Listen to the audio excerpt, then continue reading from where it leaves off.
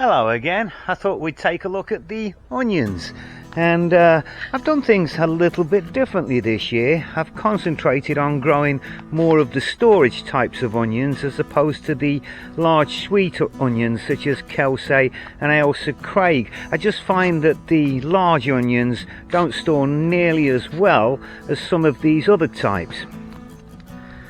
For storage onions in the past, I'd always grown copra onions, but I was unable to get seed this year. Everybody seems to have stopped carrying them. Johnny Seeds and West Coast Seeds are now recommending that we grow these Patterson instead.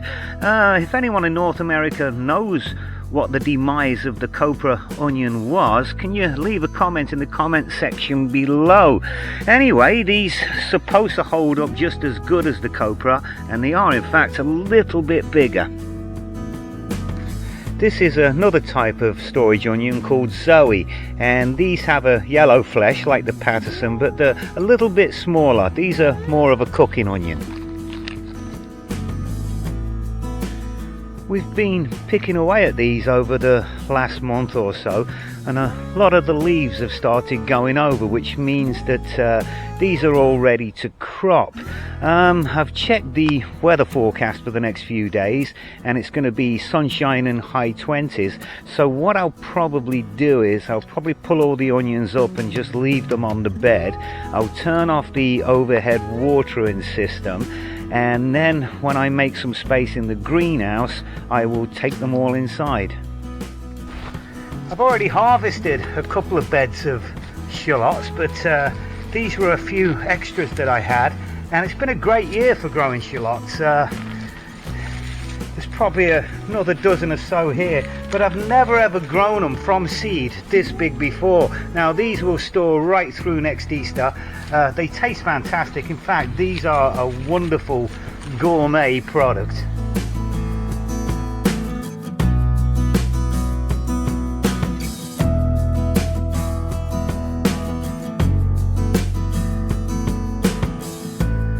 I've got a couple of types of shallot on this string, and this type here is called Conserva. It's a smaller type, it's got a high shoulder on it, and they tend not to split. Now the reason that these are called Conserva is because of their incredibly long storage potential. And these are the Zabroon Shillots. These are your typical French gourmet type, and this is my second attempt at trying to grow these things. I tried a couple of years ago and I failed miserably, but I'm glad I gave them another go because they've done pretty well this year. Now, they seem to have this almost square look to the bulb on them, and these are pretty much the shallot version of an Ailsa Craig or a Kelsey onion. They're not quite so big, but they're very mild and they're very sweet. The main difference being, of course, is that these will store a lot longer. And this third type is a type called Ambition, and these are ambitious. Unlike most shallots that are grown from seed, these do like to split into 2, 3 or even 4, almost like the ones you grow from sets. Again, these are a typical French gourmet type, mainly used in cooking, and these taste really nice sautéed in butter.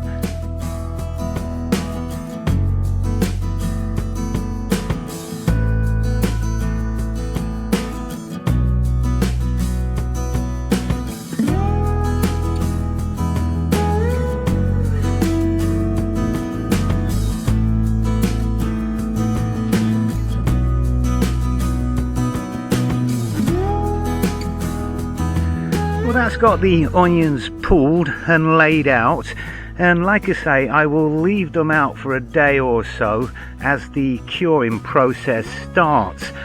These are the Pattersons, and I really hope that they live up to their expectations of being the equal of the copra onion, because these really do look like a nice onion.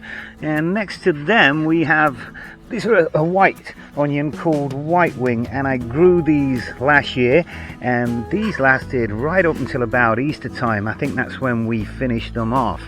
And over here we have a couple of more types of storage onion. I haven't grown any of these in the past. This is a type called Zoe, a little bit smaller. They look more like a cooking onion. And then over there we have a type called Calibra. Again, it's a yellow flesh type, and I don't know, never grown them before, but apparently another good storage onion. And then finally we have our sweet onions here, which are a mix of Ailsa Craig, Bedfordshire Champion and Kelsey. And I've grown too many of these sweet onions. I've really got to learn to just do maybe half a dozen of each next year and grow more of these storage onions. Anyway, yeah, like I say, I will leave these out for a day or so, and then I will move them up to the greenhouse.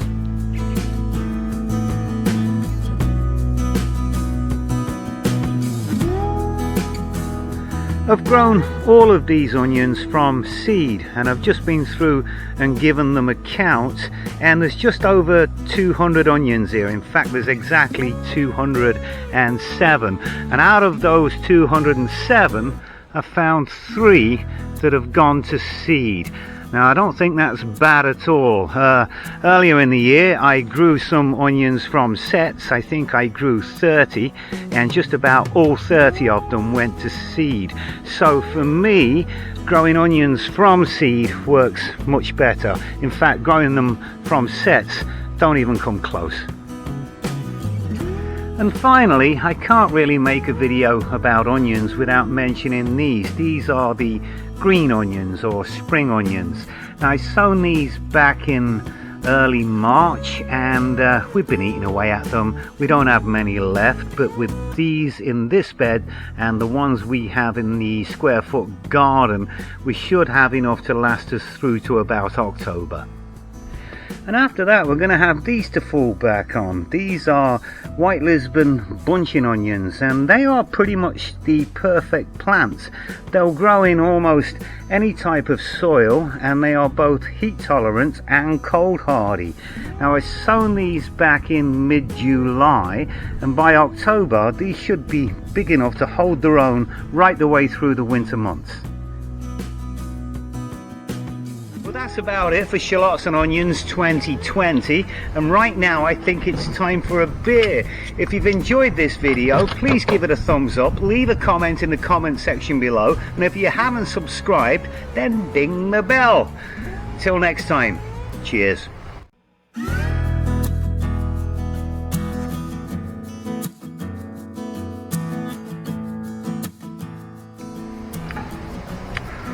Oh, that's nice, a Newcastle brown.